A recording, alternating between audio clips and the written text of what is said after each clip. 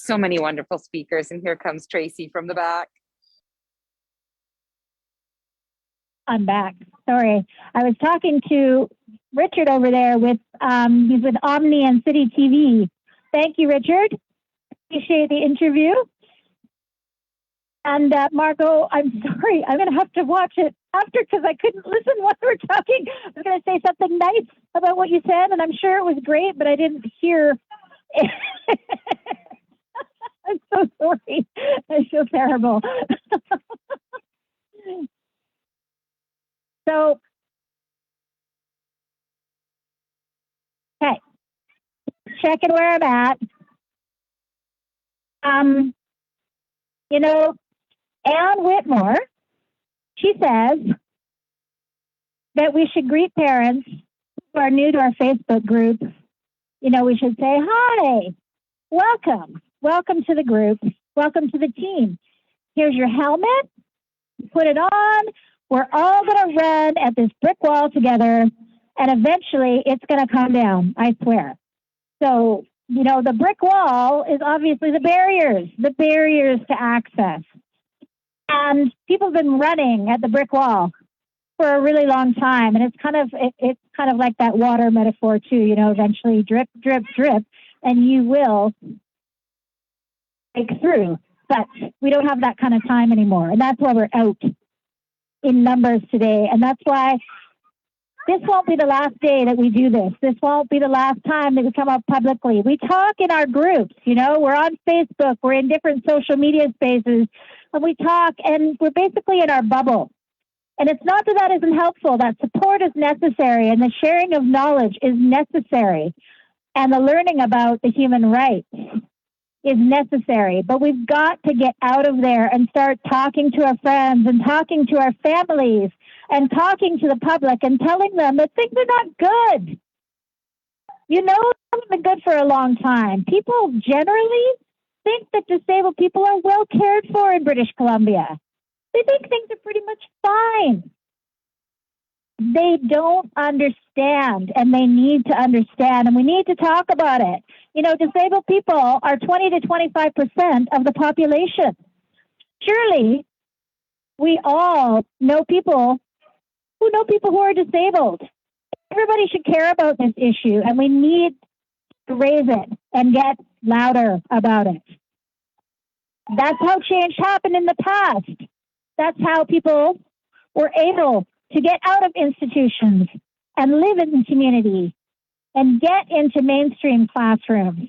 And all of those things, they didn't get there because the government suddenly decided, oh, we should probably do that. They got there because they got out and made noise. Yes. So, someone who's been running at the brick wall for quite a long time now is Cathy McMillan of Dyslexia BC. And I'm looking for her. Cathy, come on up. So I'm going to let Cathy talk about it, but really she's done a lot of good work and she's had some impact. Yeah, go ahead. All right, here's Cathy.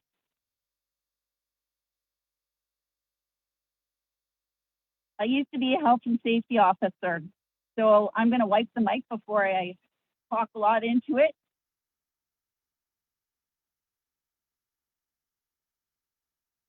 But my hands are really cold, so it's going to take me a few minutes here.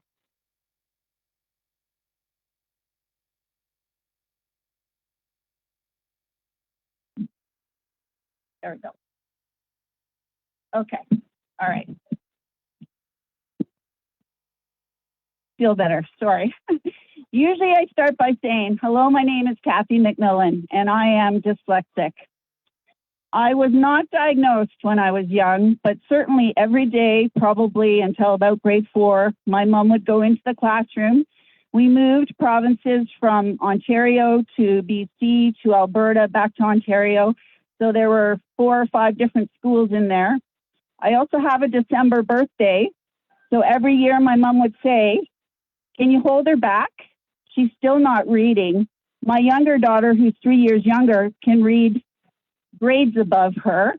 Can we hold her back? Can we do something? And the teachers would say, she's such a nice girl.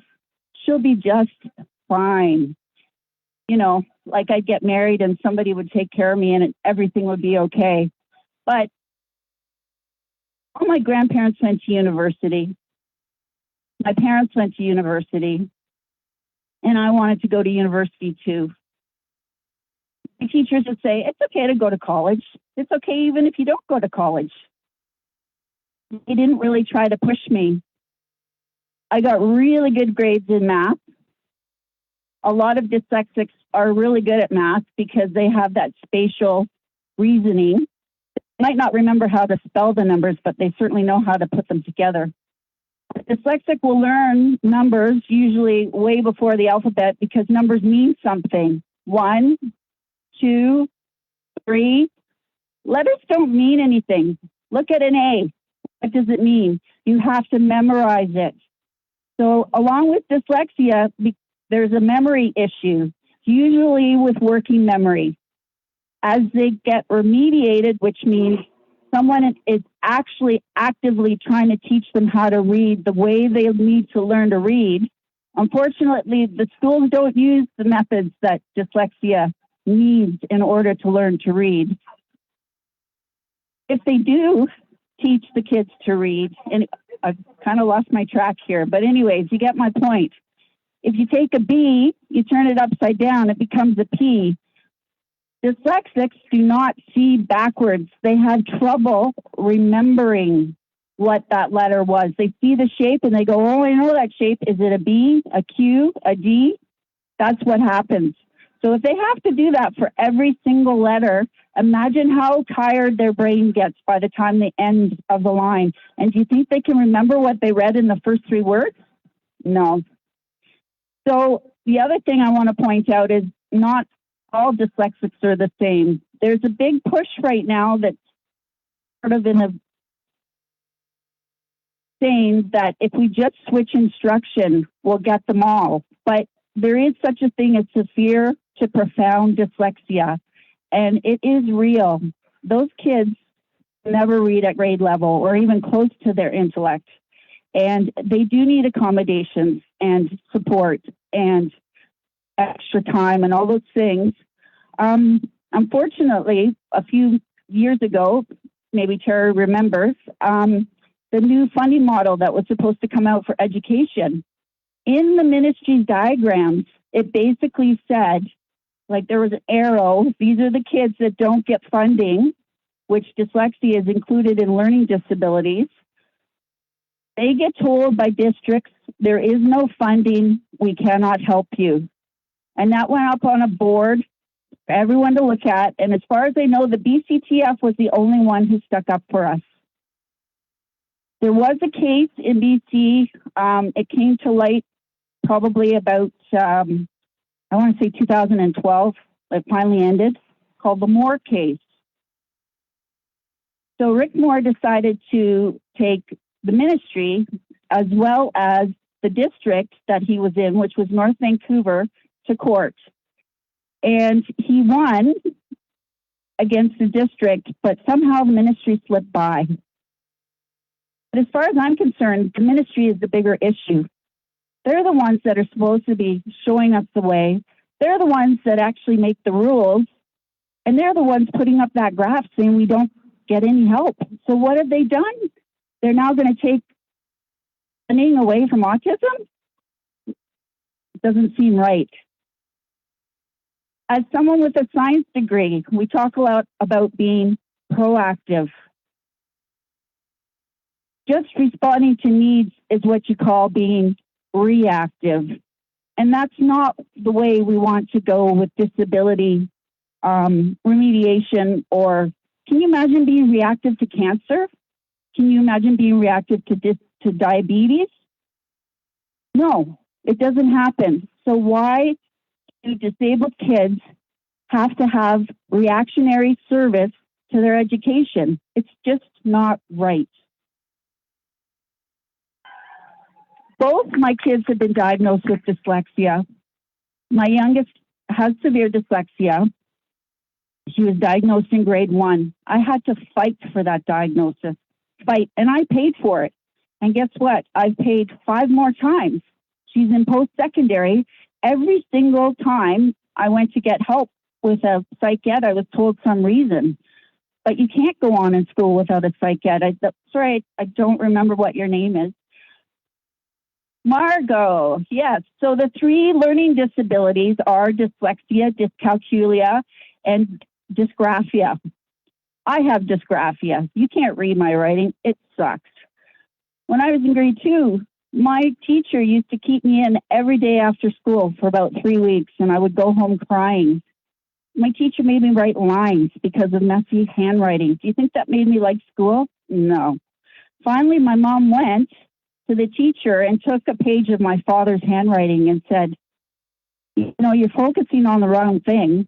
This is a sample of my husband's handwriting. He has a PhD. Just, can you try to teach her how to read? Anyways, I'm rambling.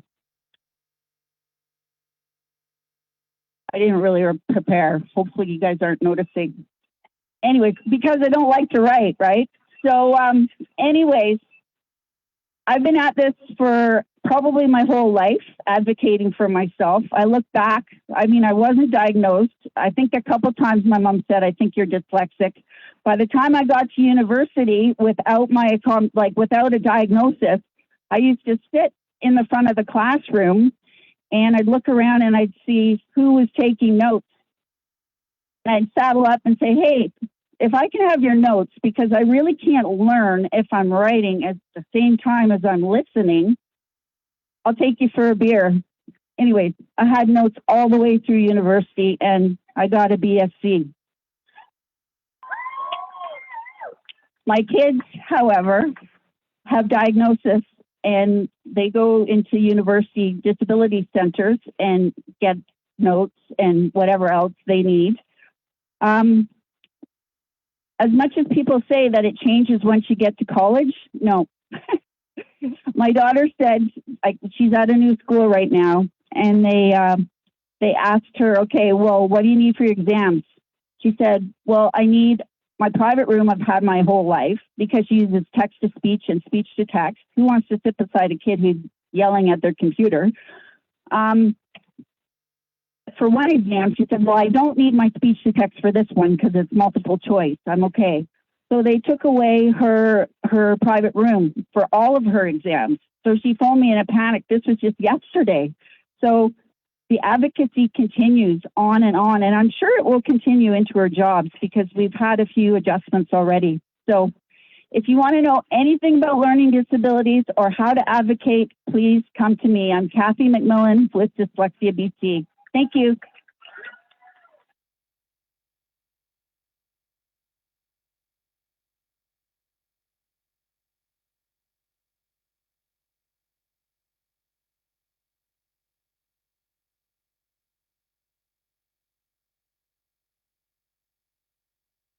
Cathy, amazing as usual.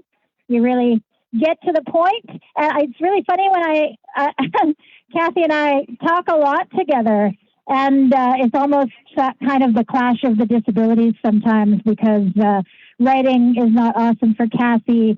Phones are not awesome for me. I've had to get over it, but I don't love being on the phone. You know, I'm autistic, I have ADHD, and being on the phone is a real struggle for me. You know, I will do almost anything to avoid it, but I love talking to Cathy because she has such deep insight. And, you know, she makes an effort on her side to text me because she knows that sometimes I'm not great at picking up the phone. So we balance it together, and we accommodate each other. Isn't that amazing? How hard is it? It's not that hard. So I'm bringing someone up impromptu here because she came over and I'm so happy to see her. This is my friend Karen. And Karen was, I don't even know how to tell the story. She was my daughter's principal at a small independent school. And you know how she ended up being a principal? Is because she came in for a temporary teaching position to get on the on-call list at our school. and our principal had left, and we were desperate, and we roped her right into it, and she said yes. We were so very fortunate. And I don't know if Karen knows what she wants to say, but I asked her if she wanted to speak because I know she could speak to a lot of things about inclusive education. And so, Karen, I'm going to see if I can find someone to lower the mic because I suspect you might need it down a little. Okay, yeah, come on up. Yeah, there we go. Oh, okay, sure. Okay. All right. Oh, all right. Hi, can you hear me? Awesome. Okay. First of all, I just want to thank you. Thank you, Tracy. Oh my God. I was the principal of a small school in Victoria. I had the honor and the privilege of being in that school. And the majority of the population of the students had some form of disability, mostly autistic students in the school. I knew very little about autistic children, how to teach them, but my core value of being an educator is that every child, doesn't matter where you've been, where you're going, where you're coming from, every child has a right to an equal opportunity to become who the Creator has made them to be. And I'm not sure if it's just here in BC or like maybe it's in the rest of society, but as in our society today, I find it very, very sad and discriminatory, as you all know this, on a daily basis. And before I go any further, I just want to hold my hand up to you parents and to you children every day who get up in the morning and have to go into this world that isn't accepting of anybody that is different, which is wrong. This society needs to learn to accept everybody. Doesn't matter the color or your challenges that you face in the world. Every person has a gift. Every person. There isn't one person on the face of this earth that does not have a gift. And as our society, we need to be patient to find every person's gift. That's so important in our society. We need to strive for that. And I'm finding that no matter how far, like if you've just found out that you have you're on the spectrum, or if you haven't, having those quote, how would you say it, those, the psychiatrists and the psychologists give us those labels so that we can get funding. That is wrong. That is so wrong. You should be able to access proper education. Teachers need to have that training opportunity to help all children to succeed. All children. And when we were at Elizabeth Buckley, we had the most outstanding, right, JC? The most outstanding programs. And it was the saddest time because our school was filled with students that had struggles on the daily basis. And I spent a lot of time as the principal talking with those parents and asking them, how can you help us to help your students? That should be all parents or all educators should be asking the parents, how can we help your child?